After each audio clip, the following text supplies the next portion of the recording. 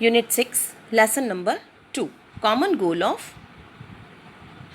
Goals of 5 year plans. अब हमको अच्छे से पता है कि 1947 में जब हमारा देश इंडिया आज़ाद हुआ था, इंडिपेंडेंट हुआ, तो हमें किस तरह की इकोनॉमी मिली। तो हमारी जो इंडियन इकोनॉमी थी वो थी इनहेरिटेड एंड सेटल्ड इकोनॉमी, पूरी तरह से ख़त्म की हुई, कम्प्लीटली डैमेज्ड इकोनॉमी हमारी हमें दी गई थी। जब हम आज़ाद हुए, इंडिपेंडेंट हुए, तब ने हमारे को जो ब्रिटिशों ने दी वो इस तरह की कुछ इकोनॉमी थी जो पूरी तरह से डैमेज हो चुकी। अब हमको पता है उन्होंने डैमेज कैसे की। लास्ट चैप्टर जो करवाया उसमें मैंने आपको ये चीज़ें क्लियर बताई कि किस तरह उन्होंने हमारी इकोनॉमी को ख़त्म किया, ठीक है ना। तो ये सारी बात हमारी हो चुकी और उन्होंने किसी भी तरह की कोई पॉलिसी अडॉप्ट नहीं की इस दौरान जब वो हम लोगों को उन्होंने गुलाम बनाया।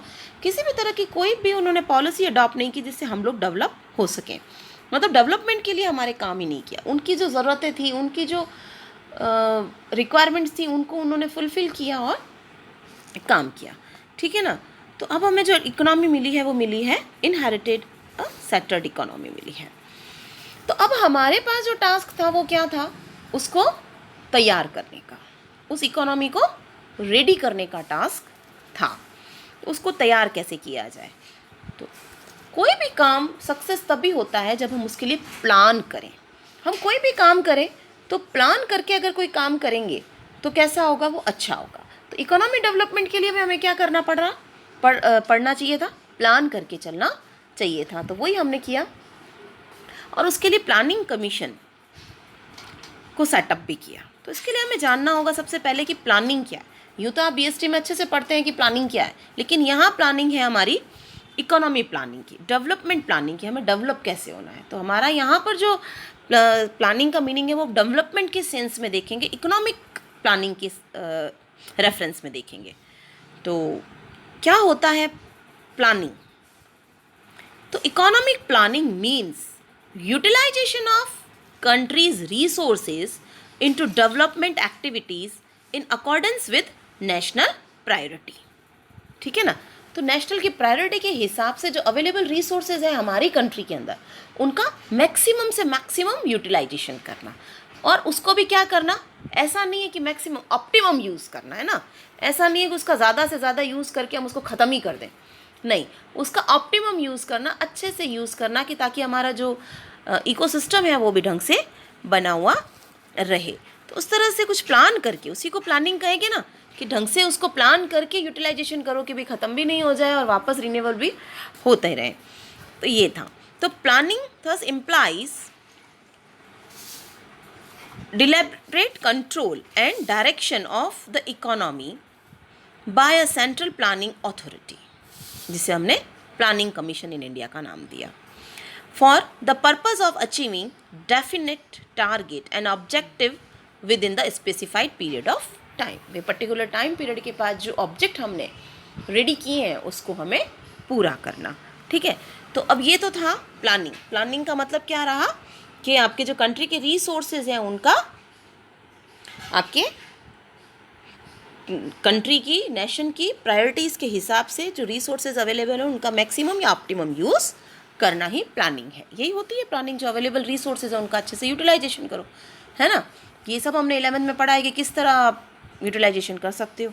अब बात आती है हमारी करेक्टरिस्टिक्स ऑफ प्लानिंग। क्या करेक्टरिस्टिक्स हैं प्लानिंग के, या क्या फीचर्स हैं प्लानिंग के। तो सबसे पहला है आपका, planning is a way of organizing and utilizing country's resources to maximize social advantage. It is thus related with welfare of people. Each plan has a definite time period. सब particular यहाँ पर भी 5 ईयर प्लान्स के नाम से हम उसको जानते हैं कि 5 ईयर प्लान्स हुए हैं। तो under economic planning there is a central planning authority appointed by the government. All basic economic decisions such as what to produce, how to produce and whom to produce. Clear? How much and how and what to and whom to. तो सबसे पहले हमें क्या देखना होगा, what to produce, हमें क्या produce करना चाहिए। फिर how to produce, कैसे करना चाहिए। how much produce, कितना करना चाहिए। whom to produce किसके लिए करना चाहिए, ये सारी चीज़ें हम लोग 11th में अच्छे से पढ़ के आए हैं। what to produce में देखना होगा हमें किन चीज़ों का प्रोडक्शन करना चाहिए, हम हमारे प्रॉफिट को देखते हुए काम करें या समाज को देखते हुए काम करें, सोशल की नीड्स क्या उन्हें देखते हुए काम करें, या हम ये देखें कि हमें किस में फ़ायदा ज़्यादा है, हमें वो प्रोड्यूस करना चाहिए। हाउ मच, कितना करें, है ना, कि हमें लॉस भी नहीं हो और चीज़ें पड़ी भी ना रह जाए और ऐसा नहीं हो कि कमी हो जाए। फिर है हाउ टू, किस टेक्निक का यूज़ करते हुए। देखो 2 तरह की टेक्निक आपको बताइए, कैपिटल इंटेंसिव और लेबर इंटेंसिव, ये पहले ही बताया जा चुका है। उसके बाद आता है होम टू प्रोड्यूस, किसके लिए। 2 कैटेगरीज थी हमारी, इसके लिए भी 2 कैटेगरीज थी, पुअर एंड रिचर सेक्शन, उसके हिसाब से हमें देखना होगा। उसके बाद आपकी बात आती है economic planning relates to all the section of the economy viz agriculture, industry, transport, communication, health, education etcetera. ठीक है ना, तो किस सेक्टर के लिए हम किस सेक्शन के लिए बात कर रहे हैं, क्योंकि एग्रीकल्चर है, इंडस्ट्री है, ट्रांसपोर्ट है, कम्युनिकेशन है, बहुत सारे, हेल्थ, एजुकेशन, बहुत सारे सेक्शन है। तो ये प्लानिंग हमको किस सेक्शन के लिए करनी है, ठीक है ना, हर एक सेक्शन का अलग अलग प्लान चलता है। फिर है planning is conscious and deliberate choice of economic priorities by the central planning authority. फिर आपका objective of the planning are predetermined. Planning is done by a large group of highly qualified staff including statisticians, technician and scientist etcetera. मैं और तुम मिलकर इसको नहीं कर सकते कि मैंने अपने देश के लिए प्लानिंग कर ली, बस ऐसे ऐसे होना चाहिए, बातों में हवा में महल नहीं बनते। तो जब हम प्लानिंग करने बैठते तो हमें एक्सपर्ट्स की ज़रूरत पड़ती है। कोई मैं और आप बैठ के अपने कंट्री के लिए प्लान थोड़ी ना कर पाएंगे, तो उसके लिए हमें क्या करना चाहिए, हमें एक्सपर्ट्स की राय लेनी चाहिए। अब हम बात करेंगे टाइप्स ऑफ इकोनॉमिक सिस्टम की। तो भाई साहब ऐसी बात है कि हमारे सामने जो थी वो सेंट्रल प्रॉब्लम्स थी, और अब सेंट्रल प्रॉब्लम से आप अच्छी तरह से वाकिफ़ हो कि हमारी सेंट्रल प्रॉब्लम्स क्या क्या है। वही है what to produce, how much to produce, how to produce and whom to produce. ये हमारी सेंट्रल प्रॉब्लम्स रही हैं, उनके आंसर हमें चाहिए, है ना, उनके क्या चाहिए, उन सेंट्रल प्रॉब्लम्स के हमें आंसर चाहिए। तो क्या इसका आंसर हमें कैसे मिलेगा, इनके आंसर मिलते हैं हम हमारे इकोनॉमिक सिस्टम से। इनके आंसर किससे मिलते हैं, इकोनॉमिक सिस्टम से। तो यहाँ पर जो इकोनॉमी थी, जो तो the 3 main types of economy systems are here. Okay, तो first is capitalist economy, second is socialist economy and third is mixed economy. तो सबसे पहले हम बात करेंगे कैपिटलिस्ट इकोनॉमी की। तो a capitalist economy is the one in which the means of production are owned, controlled and operated by the private sector। पूरी तरह से प्रॉफिट मैक्सिमाइजेशन पर आधारित थी, पूरी तरह से प्राइवेटाइजेशन, मतलब प्राइवेट सेक्टर को मोटिवेट करना। इनको कोई मतलब नहीं है वेलफेयर के लिए, इनको काम करना है केवल प्रॉफिट को ज़्यादा से ज़्यादा अर्न करने के लिए। ठीक है, तो अब ये जब व्हाट टू प्रोड्यूस का आंसर, ये वाली जो सोसाइटी इकोनॉमी है वो जब व्हाट टू प्रोड्यूस का आंसर ढूंढेगी तो कैसे देखेगी कि मैं उन चीज़ों का प्रोडक्शन करूं जिसमें मुझे फ़ायदा ज़्यादा, इसका वेलफेयर से कोई लेना देना नहीं है। इसको चाहिए कि मैं अपना प्रॉफिट मैक्सिमाइज कैसे करूं, ज़्यादा से ज़्यादा कैसे करूं, है ना। तो प्रॉफिट मैक्सिमाइजेशन करने के लिए क्या करेगा, उन चीज़ों का प्रोडक्शन करेगा जिसमें इसको फ़ायदा है ना। तो कैपिटलिस्ट इकोनॉमी में हम क्या देखते हैं, जिन चीज़ों में हमको फ़ायदा ज़्यादा है हम उन चीज़ों का प्रोडक्शन ज़्यादा करते हैं। ठीक है, और उसके बाद आता है आपका हाउ टू प्रोड्यूस में 2 टेक्निक्स बताई मैंने आपको। तो जो इसको चीपर लगेगी, जो इसको चीपर होगी वो उसको यूज़ करेगा, चाहे वो लेबर इंटेंसिव हो चाहे वो कैपिटल इंटेंसिव हो। तो उसको जो चीप पड़ेगा, जो सस्ता पड़ेगा, उसी से उसको इस चीज़ से लेना देना नहीं है कि उसको उसकी कंट्री के लोगों को आपका एम्प्लॉयमेंट कैसे मिलेगा, इस चीज़ से उसको कोई लेना देना नहीं है। उसको इस चीज़ से लेना देना है कि जो चीज़ हमारे यहाँ हो रही है ये चीपर पड़े, जो भी प्रोडक्शन हम कर रहे हैं वो हमारा चीप से चीप रेट पर हो जाए।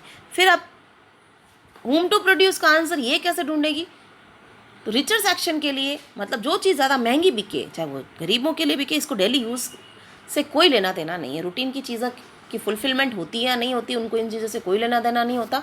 ये केवल अपने प्रॉफिट मैक्सिमाइजेशन पर ध्यान देते हैं। तो उन्हीं चीज़ों का प्रोडक्शन करेंगे, उन्हीं सेक्शन के लिए प्रोडक्शन करेंगे जो ज़्यादा इसको फ़ायदा दे। अच्छा, अब जब कैपिटल इकोनॉमिक को हम अडॉप्ट करते हैं तो इससे हमारा जीडीपी का रेट बहुत अच्छा होता है, कंट्री का जीडीपी का रेट डैम श्योर अच्छा होगा क्योंकि प्रोडक्शन हाई होगा। लेकिन सोशल वेलफेयर नाम की कोई चीज़ इसमें नहीं होगी। इसमें जो हमारा पर्टिकुलर आदमी है, हमारा सिटीज़न है, उसका भला नहीं होगा, वो बड़ा ऊपर की तरफ नहीं आएगा, गरीब गरीब होता चला जाएगा और अमीर होता चला जाएगा। उसके बाद बात आती है आपकी सोशलिस्ट इकोनॉमी, पूरी तरह से वेलफेयर पर आधारित होती है। तो a socialist economy is one where the allocation of resources is determined by the government in accordance with the needs of society instead of by the market forces. ठीक है, मार्केट फोर्स के हिसाब से होता है कि भाई हमारे मार्केट में किस चीज़ की कितनी डिमांड है, मार्केट में किस चीज़ की कितनी डिमांड है, उस चीज़ पर वो डिपेंड है कि भाई मार्केट में कौन सी चीज़ की हमारी जनता ज़्यादा मांग कर रही है, उस चीज़ को वो देखते हैं। यहाँ पर जब हम व्हाट टू प्रोड्यूस करेंगे तो हमारी जो इकोनॉमी है, उसके लोग हैं, जो इस कंट्री में रहने वाले लोग हैं, किस चीज़ की डिमांड उसको ज़्यादा है। रूटीन की चीज़ों की डिमांड उनको ज़्यादा होगी कि भाई जो एक आम आदमी की रूटीन में जो चीज़ें आ रही है उन पर ज़्यादा वो फोकस करेंगे। फिर कहेंगे हाउ टू प्रोड्यूस। तो यहाँ इस इकोनॉमी में क्या सिस्टम रहेगा, लोगों को ज़्यादा से ज़्यादा रोज़गार मिले, तो लोगों का जिससे भला हो, उनकी लाइफ स्टाइल बढ़े, उस पर ज़्यादा फोकस किया जाएगा। तो हाउ टू प्रोड्यूस में वो ये देखेगा कि किस तरह की चीज़ों का प्रोडक्शन वो करे कि लोगों को ज़्यादा से ज़्यादा रोज़गार आपके मिले। ठीक है, तो ये पूरी तरह से वेलफेयर के लिए काम करती है और प्रॉफिट मैक्सिमाइजेशन पर ध्यान नहीं देती। अब इसके अंदर जो जीडीपी है वो तो कम रहेगी, लेकिन हमारा जो आदमी है, हमारा जो सिटीज़न है कंट्री का, उसको रोज़गार मिलेगा, वो एम्प्लॉय, मतलब गरीबी और अमीरी का जो खाई है दोनों को पाटने में सहायता करेगा। अब हमने दोनों चीज़ों के बारे में पढ़ा, एक से हमारा जीडीपी कम हो रहा है और एक से हमारा जीडीपी अच्छा हो रहा है, एक से हमारा जो सिटीज़न है उसका वेलफेयर नहीं हो रहा, लेकिन एक से हो रहा है। तो इंडिया ने क्या किया, इन दोनों के जो फीचर्स थे, इन दोनों के जो एडवांटेज थे, इन दोनों को अडॉप्ट किया। क्या किया, दोनों को अडॉप्ट किया, दोनों के जो फीचर्स थे वो निकाल कर एक मिक्स्ड इकोनॉमी को उन्होंने अडॉप्ट कर लिया, ताकि दोनों की जो अच्छी अच्छी बातें हैं वो हम काम में ले सकें। और as a result we went to mixed economy with the best feature of both socialist and capitalist economy was adopted by India when the first industrial policy of 1940 was announced। तो जो फर्स्ट इंडस्ट्रियल पॉलिसी 1948 में announce की गई थी, उसी वक्त हमने इस मॉडल को अडॉप्ट कर लिया। तो हमारे मिक्स्ड इकोनॉमी का मॉडल अडॉप्ट करने का ईयर भी कौन सा रहा, 1948 रहा। ठीक है, तो ये था हमारा चैप्टर नंबर 2 का एक इंट्रोडक्शन। अब हम कल करेंगे need for planning in India.